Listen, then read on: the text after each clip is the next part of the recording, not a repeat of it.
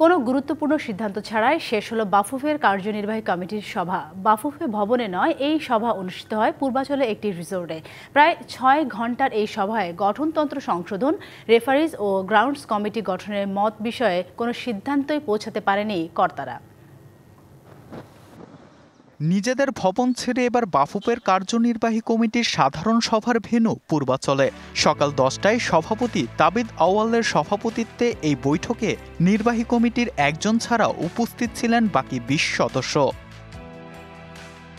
কার্যনির্বাহী কমিটির সভা মানেই সমস্যার সমাধান ও অনুমোদন। তবে বাফুফের এই সভায় 28 এজেন্ডার মধ্যে গঠনতন্ত্র সংশোধনের মতো গুরুত্বপূর্ণ বিষয়ে হয়নি মীমাংসা।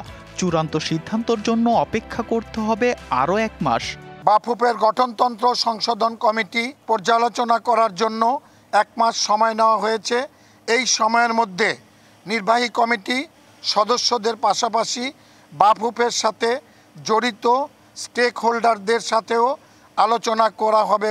ওয়ালটন এখন দেশের সীমানা পেরিয়ে পৌঁছে গিয়েছে 50টিরও বেশি দেশে। ওয়ালটন, ঘরে ঘরে, বিশ্বজুড়ে। সভায় সিদ্ধান্ত নেওয়া হয়েছে যে বিষয়গুলোতে তার মধ্যে রয়েছে জাতীয় চ্যাম্পিয়নশিপের সময় নির্ধারণ। টুর্নামেন্টের জন্য এনসিসির কাছে 5 কোটি টাকা পেয়েছে বাফুফে, প্রতিশ্রুতি রয়েছে আরও 5 কোটির। বাফুফের অতীত কমিটি সরকার প্রদত্ত অর্থের সঠিক হিসাব না দেওয়ার অভিযোগ অনেক পুরনো। তাই এবার আয় ব্যয় হিসাবের জন্য নতুন ব্যাংক অ্যাকাউন্ট করার পরিকল্পনা হাতে নিয়েছে বাফুফে। তারুণ্যর উৎসব 2025 উদযাপনের অংশ হিসেবে জাতীয় চ্যাম্পিয়নশিপ 2025-এর খেলা আগস্ট মাসের শেষ সপ্তাহে অনুষ্ঠিত হবে। এই টুর্নামেন্টের সকল আর্থিক লেনদেন হবে আলাদা ব্যাংকের হিসাবের মাধ্যমে। আমরা একটা আলাদা আবার অ্যাকাউন্ট করে সেই হিসাবের মাধ্যমে এই হিসাবটাকে আমরা আলাদাভাবে করব।